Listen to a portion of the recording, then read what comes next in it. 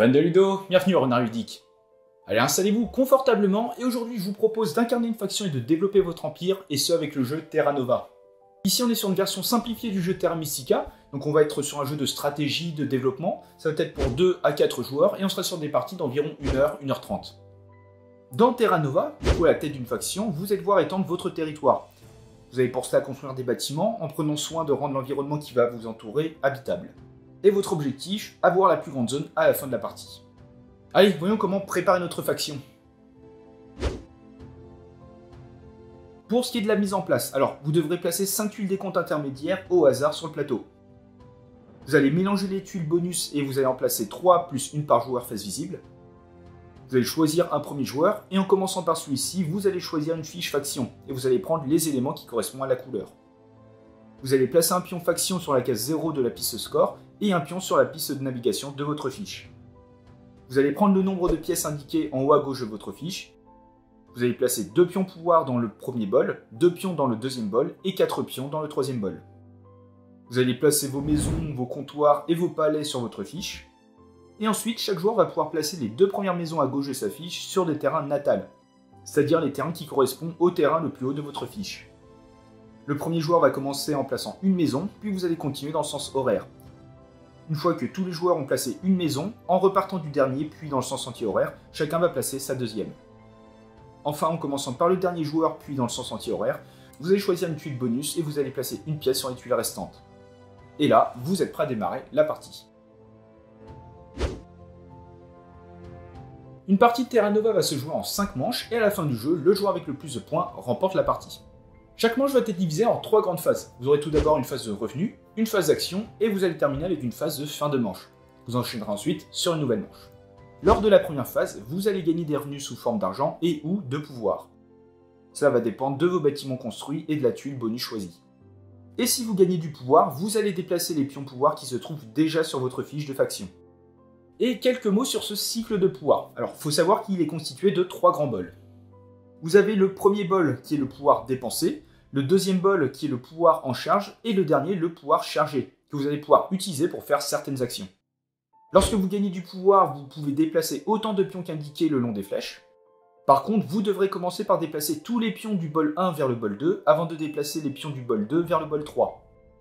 Et vous pourrez dépenser des pions pouvoir depuis le bol 3 pour faire des actions de pouvoir, ou bien les échanger contre des pièces. Tous les pions dépensés retourneront dans le premier bol. Et une fois que vous aurez touché votre revenu, vous allez passer à la deuxième phase, qui est la phase d'action. En commençant par le premier joueur, puis à tour de rôle, vous allez chacun effectuer une action. Vous allez enchaîner les tours jusqu'à ce que tout le monde passe. Et vous aurez le choix entre 7 actions possibles. Et à noter que chaque manche dispose d'une tuile décompte intermédiaire.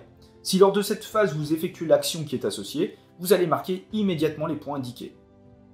Première action possible, c'est rendre un terrain habitable et construire. Pour cela, vous pouvez soit construire une maison sur une case de votre terrain natal libre et à votre portée. Alors il faut savoir qu'une case est à votre portée si elle est adjacente à l'un de vos bâtiments ou si vous pouvez l'atteindre en naviguant sur la rivière en fonction de votre valeur de navigation. Vous allez prendre la maison la plus à gauche de votre fiche, qui va alors vous coûter 4 pièces, et vous allez la placer sur la case habitable voulue. Et attention, à chaque fois que vous allez construire une maison sur une case adjacente à un ou des bâtiments adverses, ces derniers vont gagner du pouvoir à raison d'1 point par bâtiment. Autre chose que vous allez pouvoir faire avec cette action, c'est rendre une case terrain libre habitable par votre faction.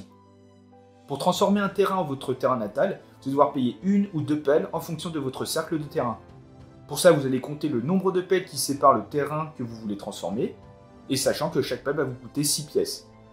Une fois ceci fait, vous allez recouvrir le terrain par une tuile terrain de votre terrain natal. Ensuite, vous allez pouvoir immédiatement construire une maison en payant le coût requis, c'est-à-dire 4 pièces.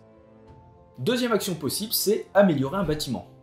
Alors cette action va vous permettre d'échanger l'une de vos maisons avec un comptoir, ou bien un comptoir avec un palais.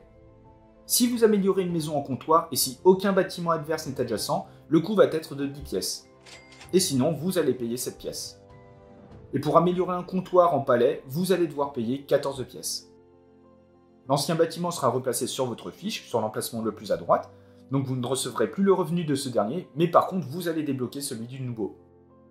Pour un comptoir, vous prendrez celui le plus à gauche, et si vous prenez un palais, vous choisirez l'un des deux.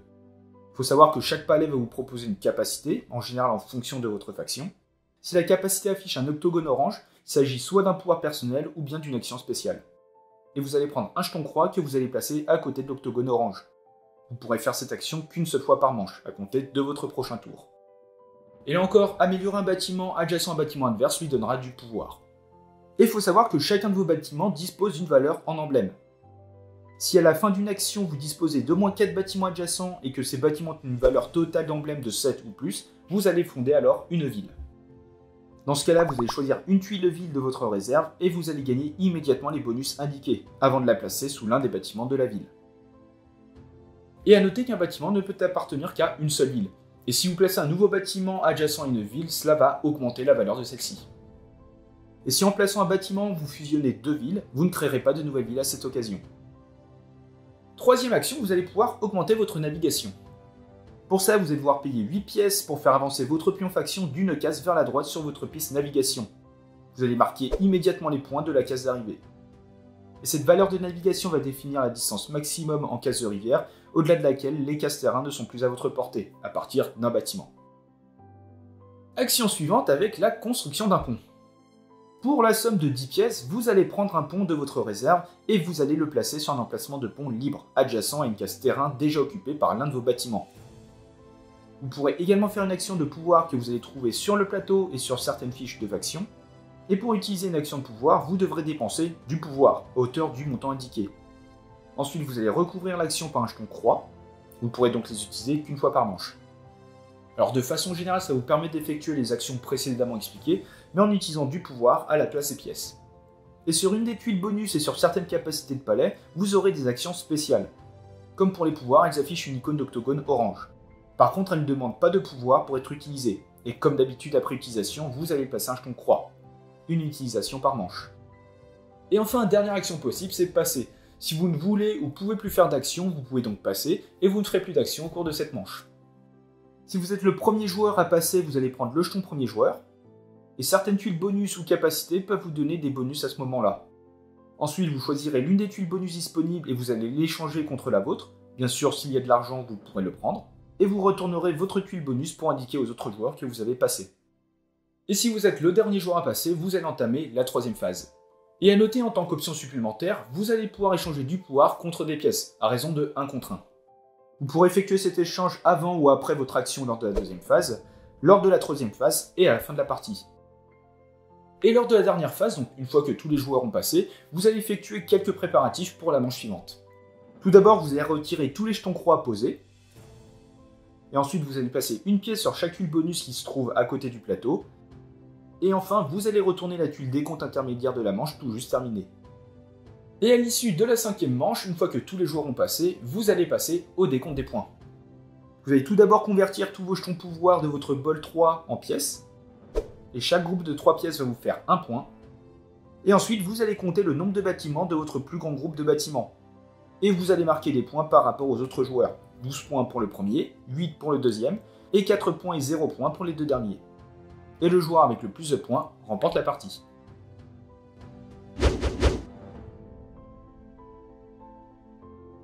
Et voilà, c'est la fin de cette vidéo, donc désormais vous n'avez plus qu'à développer votre faction. Si le jeu vous a plu et que vous souhaitez soutenir la chaîne, n'hésitez pas à utiliser le lien qui est en description. Et comme d'habitude, vous pouvez très bien laisser un petit pouce bleu, commenter et vous abonner, ça nous fait toujours plaisir. Et sur ce, on se retrouve dans une prochaine vidéo. Ciao!